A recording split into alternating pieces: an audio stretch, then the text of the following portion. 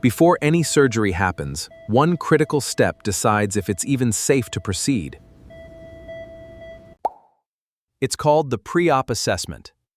Let's break down exactly what every anesthesia provider checks. Step 1. Medical history. Check past illnesses, current medications, allergies, and previous anesthesia. Step 2. Airway exam. We check mouth opening, neck movement, and Malampati score for difficult airways. Step 3. Vital signs.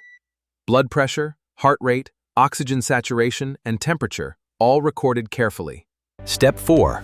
Labs and fasting status. We confirm blood work is normal, and the patient followed NPO guidelines. Step 5. ASA classification. This grades the patient's overall health, from Class 1 to Class 5.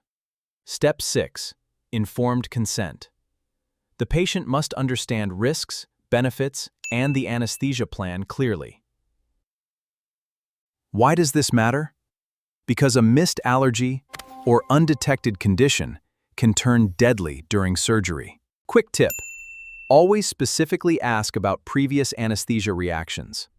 Family history matters here too. The second tip: smoking history and breathing difficulties are major red flags. Always document them clearly. Let's recap: history, airway exam, vitals, labs and fasting, ASA classification, and informed consent. 6. Master the pre-op assessment, and you've mastered the foundation every anesthesia case is built on. If this helped, hit like and subscribe. Comment which step you find hardest to remember.